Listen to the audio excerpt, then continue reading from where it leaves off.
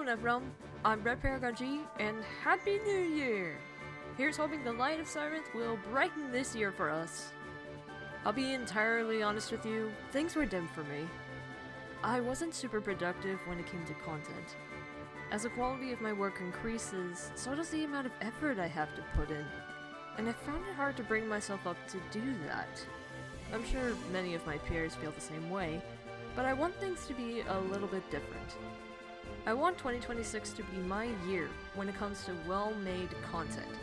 And where else can I start improving than with my look? As you can tell from the title, I'm going to be redrawing my persona, Paragon. But first, I want to dive into her history and involvement in the etherrealm.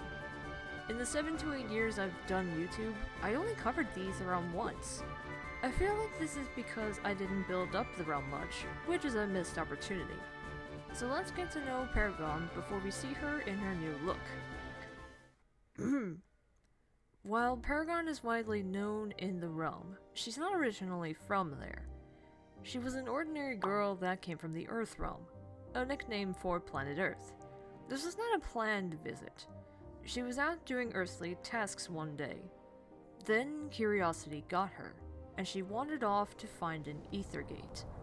Once she stepped through, she arrived in Pelthera. She then met a man named Oracle, who taught her about the realm and its magic.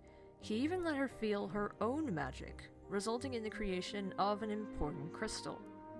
Moments later, her ether began to develop, and she started creating fire and crystals out of thin air. It wouldn't be long before she'd get further teachings in the realm. So, she was tutored by the Knights of Ispaden, a group of protectors in Pelthera. She was greatly influenced by these protectors. For better or worse. Paragon comes off as stoic yet confident, though as her ether developed, another side to her was revealed. Many noted that she can be competitive and cynical, which caused conflict between her and other Etherians. But she also has an anxiety disorder. This means no matter what she's doing, she's always on edge. This affects her ether greatly, as a shift in emotion causes magic waves to shift as well. Before long, it would manifest itself into another being, a being known as Bloodstone.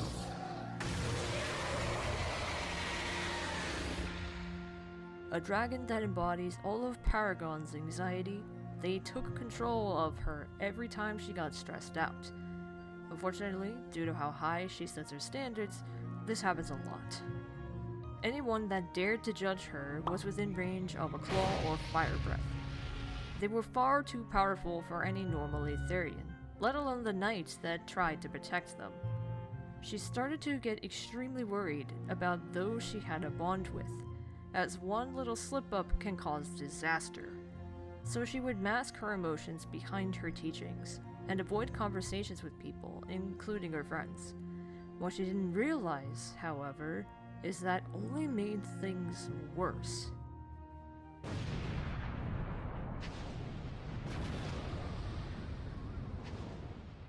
As the Great Surge happened, Paragon contemplated helping anyone. She believed she was a monster, a burden to all, no matter the realm. She returned to Earthrealm in despair. While chaos ensued in the Ether realm, she sat in her room and sulked. Suddenly, her prized gem created a magic book. Confused, she had a look inside. She then remembered that one of her hobbies was drawing. So to distract herself, she grabbed a pencil and drew pictures in the book. Over time, she grew more comfortable with the pictures she drew. So much so that she shared them with Oracle back in the Ether realm. While doing this, she explained how she felt while in the realm, how she thought she was a monster. The man told her that she wasn't a monster, just overwhelmed. She did a lot of things that were unfamiliar to her, and that unfamiliarity made her more nervous than normal. This nervousness made her act like the knights so that she could be taken seriously. But the pressure of keeping that jig up caused Bloodstone to appear. the dragon that's a part of her true self. When she came to that realization, her gem began to glow. Her ether reignited, and so did her spirits. She understood the deal with her other half and accepted it, officially becoming a spellbound Draconin. When the realm recovered from the surge, she returned to Pelthera. She brought her book with her, sharing the pictures she drew with the rest of the realm. Seeing smiles on everyone's faces made her smile too. It was her way of expressing who she is, and it gave her the confidence to do so. While she can't cause her anxiety to disappear, she can try to manage it. That way, she can explore both realms at her comfort. And with her knightly equipment and Draconin powers, she'll protect both from danger. Speaking of which, let's see what she looks like now, shall we? So this is where we normally cut right to the time-lapse, but this idea didn't start out digitally. It began as a series of sketches from last September. I wanted to experiment with how Paragon looked. While both forms got some good changes, I mainly focused on her human form. I played around with different sets of armor and scales. I wanted both forms to be connected, as by this point, Paragon would have accepted her draconic half. I remember drawing characters that had elements I could implement, such as the chest armor and the butterfly-esque wings. It took me some time to figure it out, but I got to a point where I was satisfied and began to work on them digitally. We'll start with her human form. While her original armor wasn't bad, I thought of making it more medieval looking. More metal on the gloves, fuller leg armor, and new pauldrons. That decision came because I thought about how it would look as a costume. I'm not a cosplayer, but I'd love to be one someday. So I looked at costume props to help influence the design. I thought about making the belt more interesting, so I gave it a gem buckle. I remember looking at some Kamen Rider belts for inspiration, and I thought that that special gem she has could turn into this buckle. I can picture the transformation sequence in my head as I look at it. There are also some tassets on the belt so that there's armor all around. Some parts have gotten simpler, but more draconic.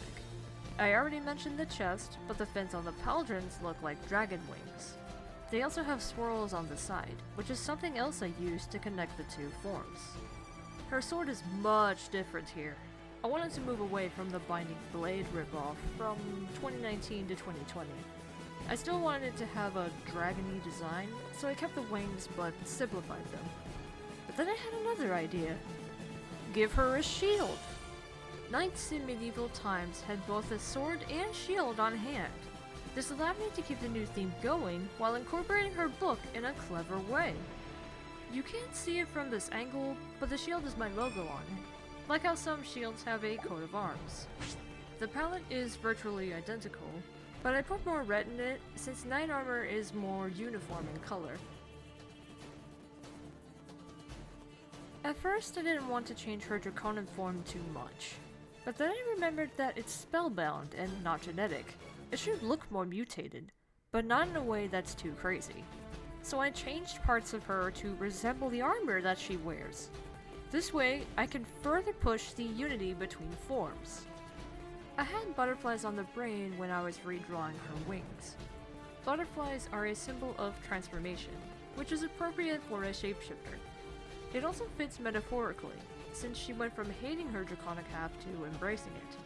I didn't want to make her completely insectoid, more along the lines of Astalos, a dragon with insect features. So I only replaced one set of horns with antennae. The antennae end in a swirl, which mirrors the swirls on her pauldrons. One of the biggest inspirations for this form was a skywing from Wings of Fire, but I also took from another dragon tribe, the Silkwings. They have butterfly-like wings and scales that glimmer like gems. How perfect! This allowed me to keep the gem on her chest while giving the rest of her scales that same luster. Colors are again very similar to the original, just rearranged with silver instead of white. Her new wings have a diamond pattern much like her scales. All the silver bits don't have this feature as they're more like armored plates. Here's a new concept sheet for Paragon. Not much has changed, just a touch up on all the existing pics, and a clear view of the shield's logo. But you'll also notice that the shield has a little gimmick. It can turn into the book Paragon has. I thought this would be a great way to incorporate my artistic abilities into a design that didn't scream artist.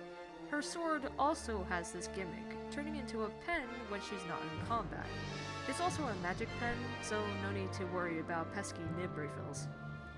So that's the new Paragon. Or better yet, the new me. I hope you like it. Before we end the video, I'd like to give y'all an update. I kind of fell off my meditation game when I went on hiatus last August. I'm trying to find time for it, but it's been hard. I had gotten into an incident that month that caused me to cut ties with someone, and it coincided with some Earthrealm stuff that stirred my emotions. I had to take all the time I could to try and reevaluate myself before coming back. I'm not 100% there, but I've learned some things since I took time off. I realized that I put too much pressure on myself. I take my hobbies too seriously, and I'm always afraid of screwing up. I think that was part of the problem I had in the last few years.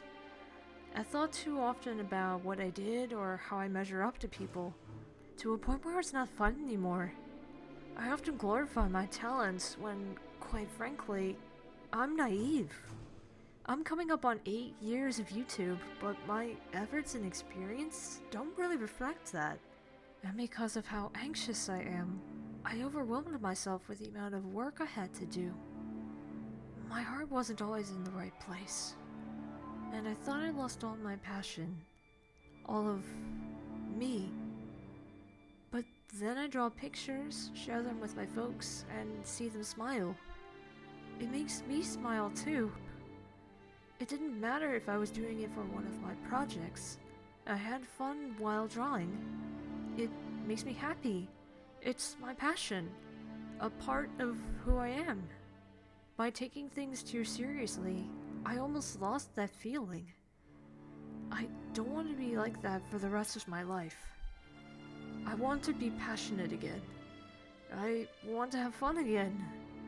I want to be me again!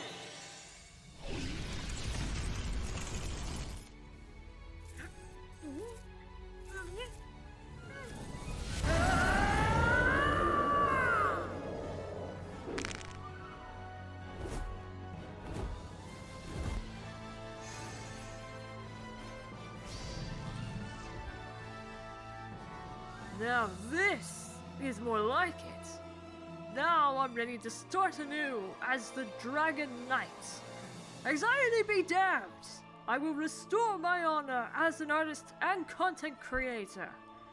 That cowardly girl will be no more, and my flame will flicker again! My duty moving forward is to try and manage myself. Manage my emotions and expectations. I can be pessimistic, and that contributes to me not working on my stuff. If I can keep my spirits high, I can focus on what I'm doing and finish what I started in 2020. Speaking of which, let's move on to content. I'd like to get this out of the way first. I'm not going to commit to having a consistent schedule. I don't think making one will help with my mental health or the quality of my videos. I've taken months to work on a few Ultimate Lab episodes, only to rush them so I could post them before a Smash update. This has been an ongoing thing for me, and I don't want to fight it anymore. I know the meta constantly pushes people to be consistent, but I don't want to get too competitive and lose my way again. Trying to live up to some forced expectations isn't a good idea, and I don't want to contradict myself by trying to make one because I do YouTube as a hobby, as a way to share my interests. Yes, I've wanted glory and validation for what I do, but that's the whole reason I'm burnt out to begin with. So I won't prioritize the quantity of content. Instead, I'll work at my own pace and ensure the quality of my work is sound.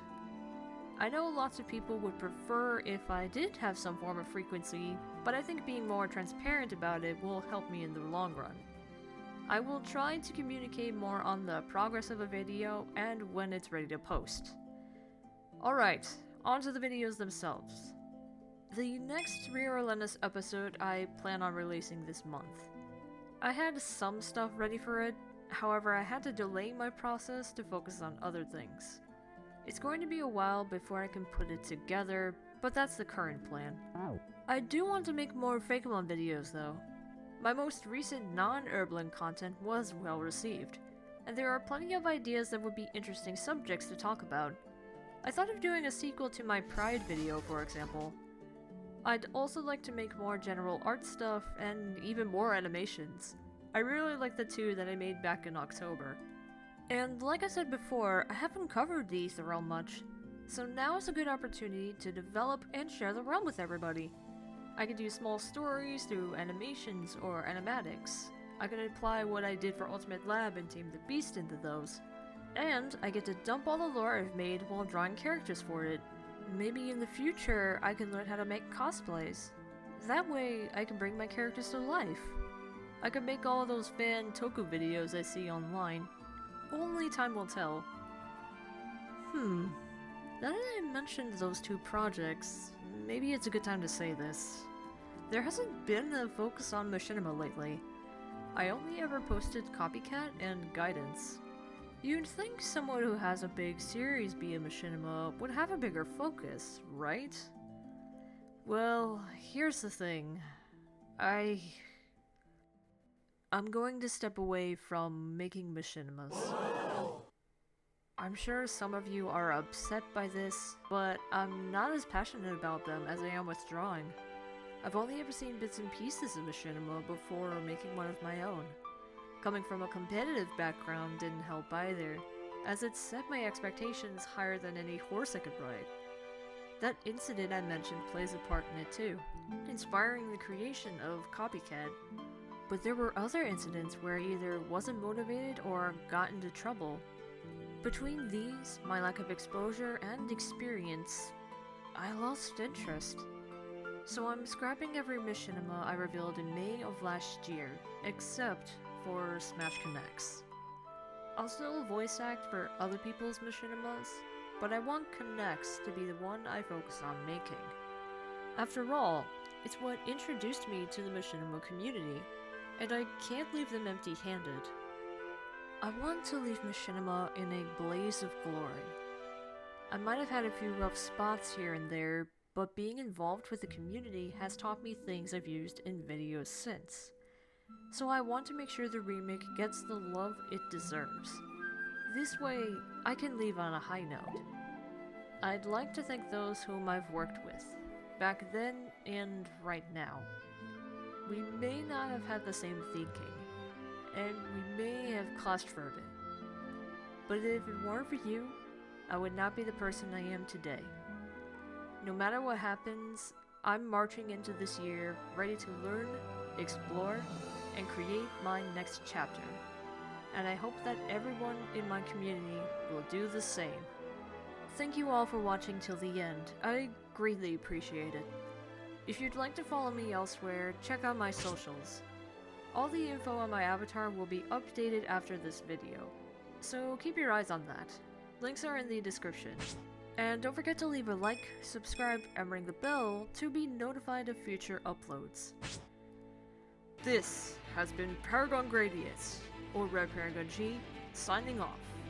But remember folks, may the light of sirens guide us on our quest through life. Fare thee well, that realm. See you next time.